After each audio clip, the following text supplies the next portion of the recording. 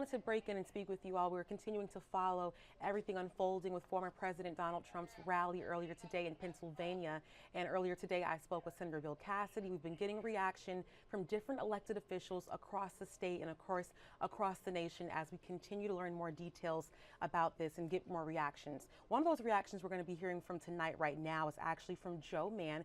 KSLA's Bisky Duncan spoke exclusively with Mann about as a former Secret Service agent and also a retired ATF. Now, ATF stands for Alcohol, Tobacco, Firearms Agent, and you're going to be hearing his perspective, especially as a former Secret Service agent, as this investigation unfolds. You can hear from him right now for the full interview.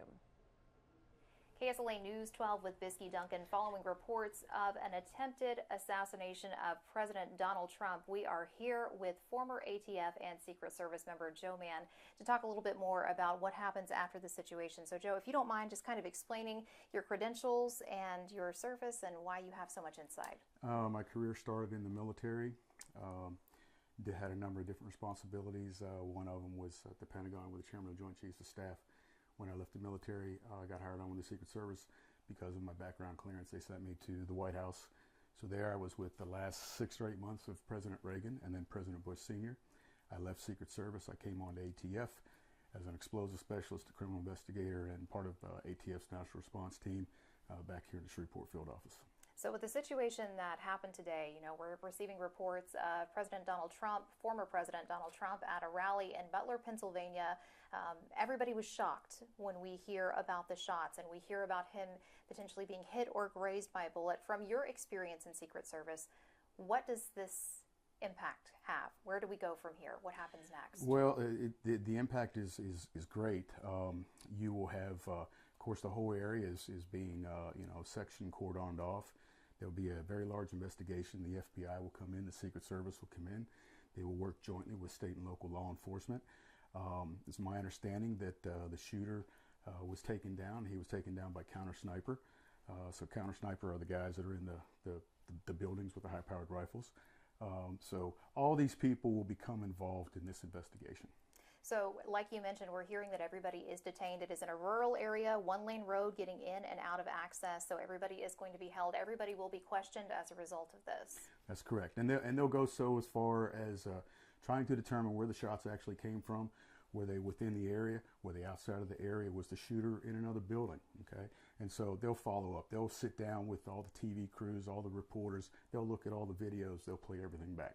Okay, that leads to another question that I think is on everyone's mind. How does something like this happen when we have what is supposed to be a secured area, when you have Secret Service, when you have security personnel that are working together to try and make sure that these events are as safe and secure as possible? Well, the Secret Service does their best, along with state and local law enforcement, to handle the actual inner perimeter. That's what we would term it, where President Trump was located. You have 3 perimeters. You have the inner perimeter, you have a secondary, and you have an outer perimeter. So his area was the inner perimeter. This inner perimeter is basically secured with Secret Service Uniform Division. They come in, a couple days prior. They set up magnetometers, metal detectors. Everyone is swept. Bags are swept. Everything is checked. Canine is there. Everybody does a full-blown security sweep with state and local law enforcement.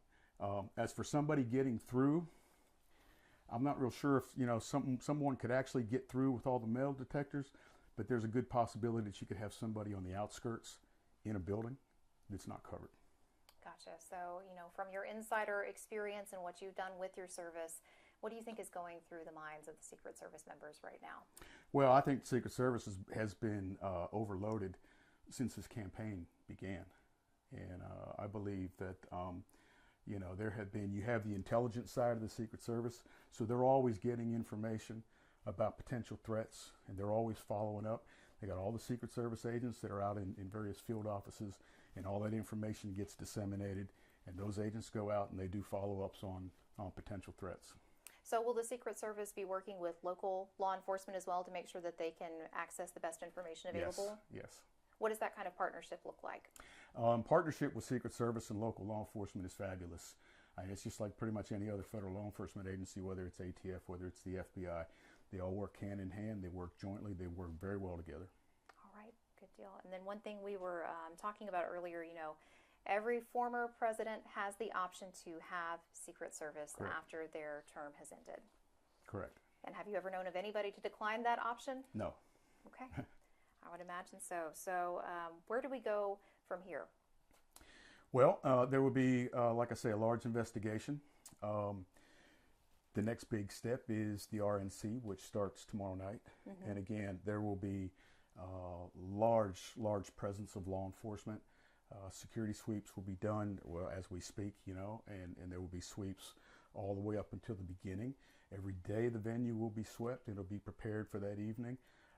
So as we continue down the road, I think that the perimeters will get tighter. And I think that the secondary and the outer perimeters, they will tighten those up more also. Again, if you just joined us, that was KSLA's Bisky Duncan speaking exclusively with Joe Mann, and he is a former Secret Service agent as well as a retired ATF.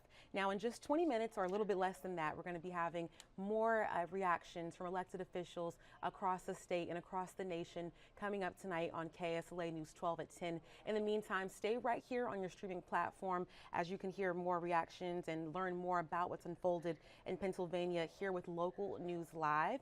And just a quick reminder, make sure you have our News 12 app downloaded. If you don't already have it downloaded, download it right now. If you're not watching on our app and you're watching on another streaming platform, on our website or whatever that may be, download our News 12 app because we're going to continue to follow this investigation, learn more details as it unfolds, and we'll share that information with you all. Thank you all for joining us this evening. We'll see you tonight on KSLA News 12 at 10.